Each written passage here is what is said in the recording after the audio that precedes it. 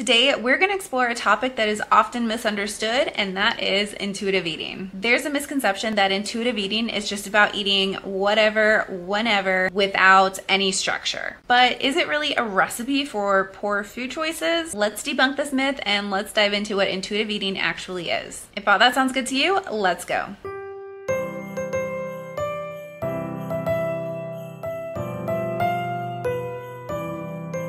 Hi folks, welcome to my channel, or welcome back. My name is Kat. I'm a licensed registered dietitian nutritionist, and on this channel I like to talk about weight inclusive and weight neutral focused approaches to health, as well as diving into scammy and, in my opinion, unethical nutrition related businesses, products, mostly nutrition related MLMs, and other fear mongering nutrition related claims. For a deeper look into intuitive eating, I will leave a video linked down below. If you're interested in a deeper dive, check that out. I did want to provide a quicker, more concise video about the topic though, so that's what we're doing today. First off, let's define what intuitive eating is. So intuitive eating is an approach that really encourages the idea of listening to your body rather than following external dietary rules. It's about reconnecting to inner signals that may have been reduced or diminished from years of dieting. It's a practice that utilizes physical, emotional, and psychological cues to guide eating habits and eating practices. Now, it is described as this kind of dynamic interplay of instinct, emotion, and rational thought. It is not just an instinct kind of thing. It is actually a framework that was created by two registered dietitians. It is by Evelyn Tribole and Elise Resch. This is the newest edition. Now, within the framework, there are 10 principles, all of which kind of work together and really promote the application of the dynamic interplay of instinct, emotion, and rational thought in order to make food choices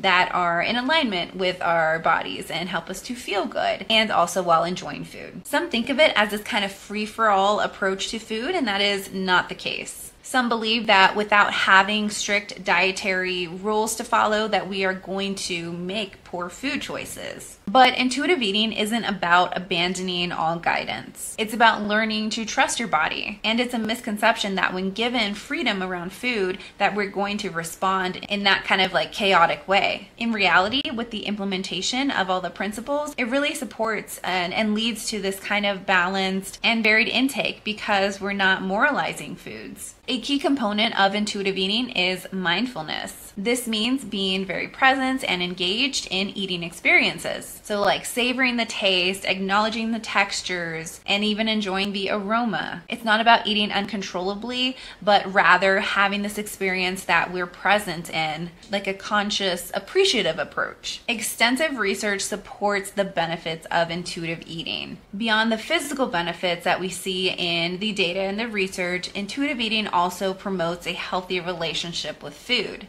It breaks a cycle of chronic dieting and yo-yo dieting and the guilt that is often associated with the diet cycling of starting a new diet and falling off. And there's also evidence of it supporting our physical health with improved lab values, for example. And there are so many other examples of how it can really influence and impact our health in a positive way. And so I'll be leaving a link for a whole list of journal articles regarding and studies regarding intuitive eating. The principles in this book include rejecting the diet mentality, honoring your hunger, making peace with food, challenging the food police, discovering the satisfaction factor, feeling your fullness, coping with your emotions with kindness, joyful movement, which is physical activity, and honoring your health with gentle nutrition. One of the biggest misconceptions that I hear oftentimes with intuitive eating is that it won't be able to be utilized if you have any like medical nutrition therapy needs. So if somebody is diabetic or they have IBS or any kind of condition where we would implement medical nutrition therapy. And I've also heard that with the implementation of it in people with neurodivergency. Now, one of my favorite parts about intuitive eating is that it is not a rigid kind of plan.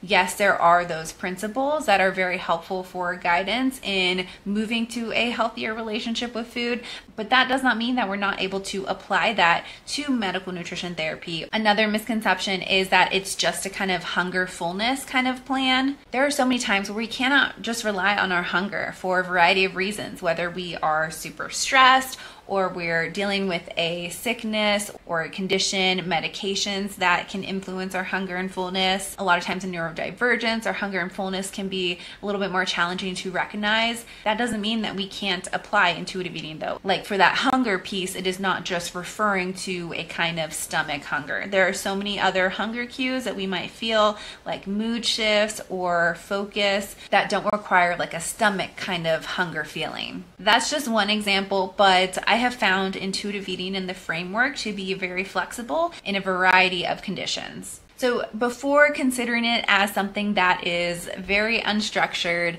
consider the researched benefits of it, and let me know if you have any specific questions about it. That wraps it up for this video. Please leave a like and make sure you're subscribed. I would greatly appreciate that. And remember, you can strive for health without subscribing to diet culture. I'll see you later. Bye.